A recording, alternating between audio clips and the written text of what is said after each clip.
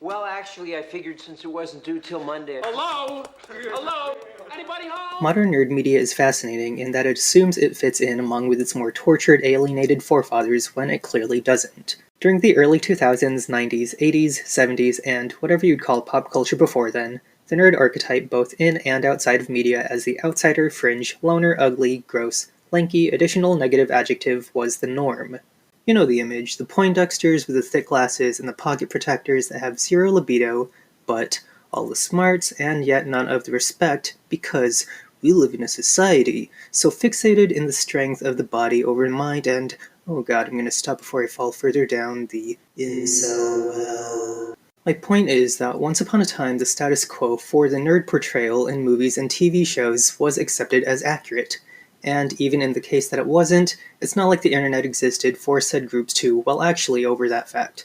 Compare that to modern media that doesn't really have a central means of defining what a nerd is, and that's because the stereotype itself has evolved. In this newfangled Web 2.0 world where something as obscure and hyperfixated as YouTube essays can be a thing, barring excruciating upload guidelines at least, the definition of nerd has changed. Almost overnight, nerds have gone from the loser to the GOAT, celebrated for granting the masses their iPhones and their YouTubes and repeated breach of privacy book. The nerds have become the hero to be idolized, and it's in this idolization that we lose its core definition. This isn't to say that nerds can't or aren't allowed to be cool, if anything far from it. In a time where communities are vast and far-reaching more than ever thanks to the internet and social media, we've reached an oversaturation of nerdery. The cup overfloweth with video games, anime, movies, those things that movies are based off of, tech, action figures, whatever. That everything is fringe to the point that you can identify yourself as a nerd while being completely not in the know on other certain nerd things. We have options to pick and choose our form of nerdery, whereas before it was more of a bargain bin, take what you can get type of thing.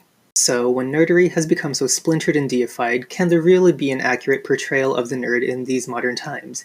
Yeah, that's why I'm making this video.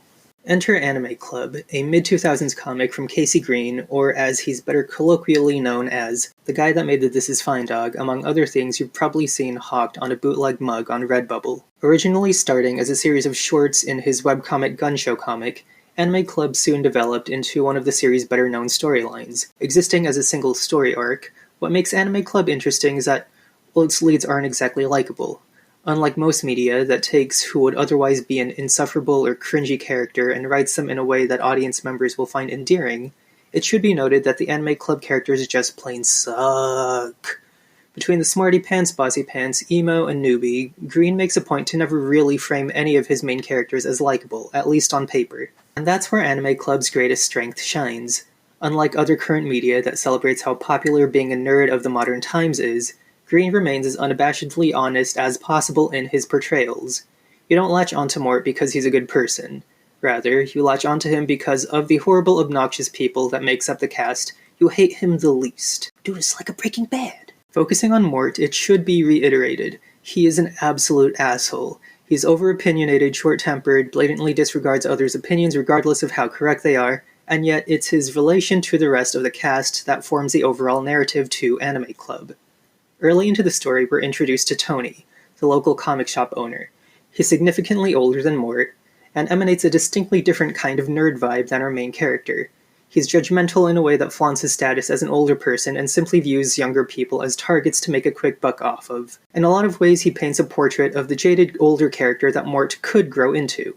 Further compare those two to Amy and the Japanese Animation Club. On paper, Amy seems perfectly fine, a warm, welcoming person that accepts any and all people into the school-approved Japanese Animation Club.